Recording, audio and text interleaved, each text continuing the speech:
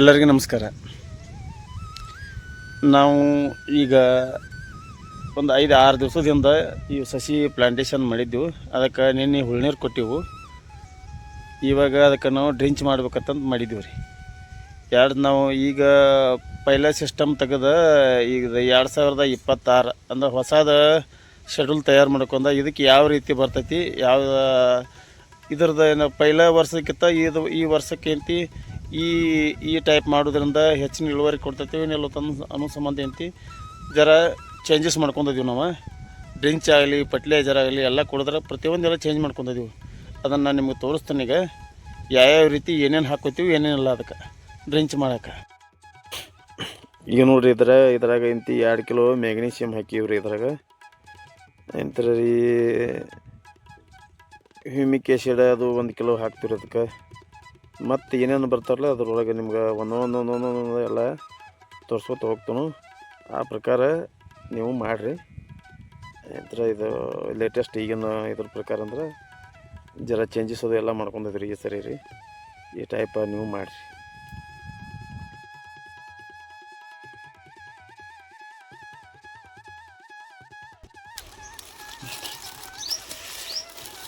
ಒಂದು kilo humic acid ರೀ.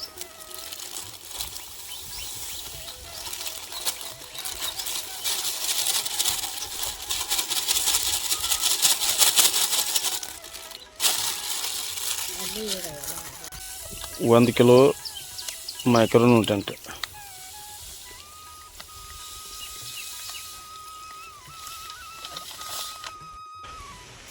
ಇದ್ರಾಗ 2 ಗ್ರಾಮ್ IB ಹಾಕಕತ್ತಿದ್ವಿ ರೀ. ಎಕರೆಗೆ 2 ಗ್ರಾಮ್ ಹಾಕೋದಿರ್ತೈತಿ ರೀ. ಅದನ್ನು ಹಾಕ್ರಿ ಅದ್ರಾಗ 2. IB ಅಂದ್ರೆ ರೂಟ್ ಹಾರ್ಮೋನ್, ಅಂದ್ರೆ ಬೇರಿನ ತುದಿ ಒಳಗೆ ಕೂತ ಕೆಲಸ ಮಾಡ್ತೈತಿ. ತುದಿ ಆ್ಯಕ್ಟಿವ್ ಆಗಿರ್ತೈತಿ ರೀ. ಇವ್ರು 1261 NPK 2 kilo.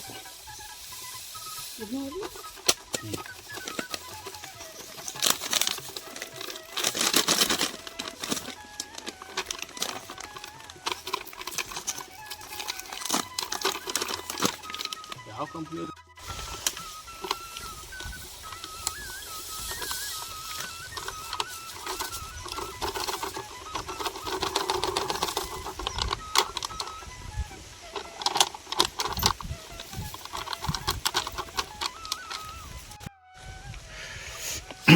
Urea ಏನೈತಿರಲ್ಲ 4 kilo.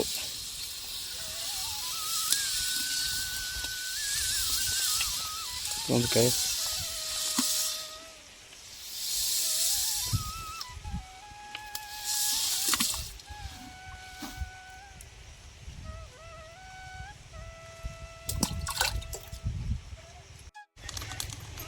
Fungicide. ನಿಮ್ಮ ಜಮೀನು ನೋಡ್ಕೊಂಡು ಫಂಗಿಸೈಡ್ ಯೂಸ್ ಮಾಡಿರಿ. 5 ಕಿಲೋ ಹಾಕೋರು 5 ಕಿಲೋ ಹಾಕ್ರಿ, ಅರ್ಧ ಕಿಲೋ ಹಾಕೋರು ಅರ್ಧ ಕಿಲೋ ಹಾಕ್ರಿ. ಸಾಪ ಅಥವಾ ಕಾರ್ಬನ್ಡಿಜಮ್.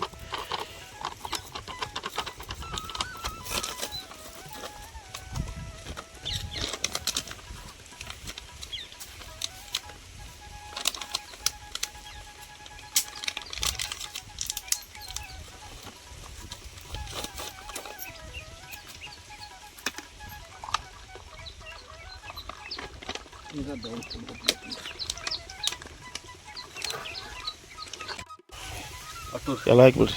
ಅರ್ಧ ಲೀಟ್ರ್.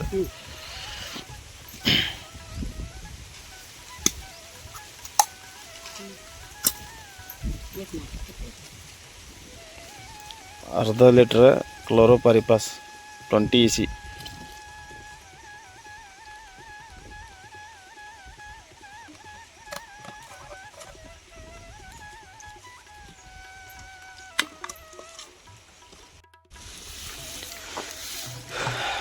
ಇದನ್ನ ಏನೈತಿರಲ್ಲ, ನೀವು ಯಾವ್ದು ಮಾಪ್ ಮಾಡಿರ್ತಿರಲ್ಲ ಆ ಮಾಪಲ್ಲಿ ಏನೈತಿರಲ್ಲ 15 ಪಂಪ್ ಡ್ರಿಂಚ್ ಆಗ್ಬೇಕ್ರಿ. ಅದು 15 ನೀವು ಬೇಕಾದ್ರೆ ಲೀಟ್ರ್ ಮಾಪರಿ ಮಾಡ್ಕೋರಿ, ಇಲ್ಲಿ ಅರ್ಧ ಲೀಟ್ರ್ ತೊಗೋರಿ. ಒಂದು ಕ್ಯಾನಿಗೆ ನೀವು ಯಾವ ಮಾಪಲ್ಲಿ ಇರ್ತೈತಿಲ್ಲ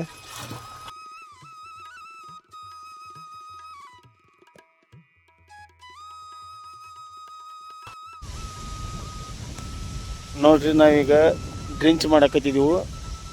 ಅಂದ್ರೆ ಈಗ ಪ್ರತಿಯೊಂದು ಸಸಿಗೆ 30-40 ml ಅದಕ್ಕೆ ಇದನ್ನು ಹಾಕೋದ್ರ ಮುಂದೆ ನೋಜಲ್ಕ್ಕೆ ಏನೈತಿಲ್ಲ ಒಂದಿಷ್ಟು 30-40 ml ಇದನ್ನು ಮಾಡ್ಕೋದು ನಿಮ್ಗೊಂದು ಅಂದಾಜು ಮಾಪ್ ಮಾಡ್ಕೋದು.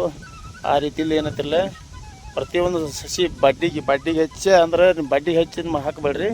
ಒಂದು 2 ಇಂಚ್ ಬಿಟ್ಟು ಹಾಕಿ ನಡಿತೈತಿ ರೀ. ನಯಮಯ ಅದು ಹಚ್ಚಿ ತೇವಾಂಶ ಇರ್ತೈತಿ, ಅದರ ತಗೋತೈತಿ. ಏಕದಮ್ ಮ್ಯಾಲದು ಸುರುವಾಕ್ಕೆ ಹೋಗ್ಬೇಡ್ರಿ. ಮತ್ತು ಕರೆಕ್ಟಾಗಿ ಹಾಕಿರಿ. ಕರೆಕ್ಟಾಗಿ ಹಾಕಿಸಿಂದ ನೀವು ಇದನ್ನು ಮಾಡಿರಿ. ಯಾಕಂತ ಕೇಳಿರಿ, ಎಲ್ಲೋ ಡ್ರಿಂಚ್ ಮಾಡಿರಿ ಅದು ತೊಗೊಳಂಗಿಲ್ಲ. ಸಸಿ ನಾಟಿ ಮಾಡಿದವ್ರಿಗೆ ಇದೆಲ್ಲ ಅಂದಾಜು ಇರ್ತೈತಿ. ಕಬ್ಬ ನಾಟಿ ಮಾಡಿದವ್ರಿಗಿಂತ ಅದು ಭಾಳ ಗಜಿಬಿಜಿ ಆಗ್ತೈತಿ. ಹಿಂಗಾಗಿ ಏನತ್ತಿಲ್ಲ ಕಂಪಲ್ಸರಿ ಅಂದ್ರೆ 30-40 ml ಒಂದು ಸಸಿಗೆ ಹಾಕೋತ ಹೋಗಿಬಿಡಿದ್ರಿ. ಒಟ್ಟು ಎಕರೆಗೆ 15 ಪಂಪ್ ಆಗ್ಬೇಕ್ರಿ ಅದು. ಆ ರೀತಿ ಒಂದು ಲೆಕ್ಕ ಸಿಗ್ತೈತಿ ರೀ ಅದು.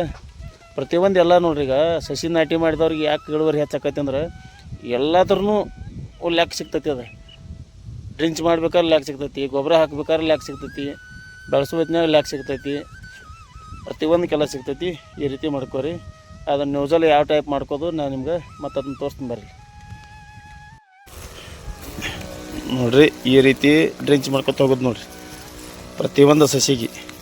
ಮತ್ತು ಇನ್ನೊಂದು ಏನೈತೆ ರೀ, ಯಾವುದೋ ಒಂದು ಸಸಿ ಎಲ್ಲರೂ ಡ್ಯಾಮೇಜ್ ಆಗಿದ್ರು ಈ ರೀತಿ ನಾವು ಡ್ರಿಂಚ್ ಮಾಡೋದ್ರಿಂದ ಎಲ್ಲ ಸಿಗ್ತಾವ್ರಿ. ಅದಕ್ಕೆ ಸಸಿ ನಾಟಿ ಮಾಡಿದ್ರೆ ಯಾಕೆ ಇಳುವರಿ ಹೆಚ್ಚಾಕತ್ತಿರ್ತಾರ ಅಂದ್ರೆ ರೀ ಇದೇ ಕಾರಣ ನೋಡಿರಿ. ಡ್ಯಾಮೇಜ್ ಸಿಗ್ತೈತಿ, ಬೆಳೆಸೋದು ಯಾವ ಟೈಪ್ ಅನ್ನೋದು ಎಲ್ಲ ಪ್ರತಿಯೊಂದು ಅದ್ರ ಬಡ್ಡಿಗೆ ಹೋಗೋದ್ರಿಂದ ಜಾಸ್ತಿ ಇಳುವರಿ ಆಗಕ್ಕೆ ಕಾರಣ ಇದು ಒಂದು ಐತ್ರಿ.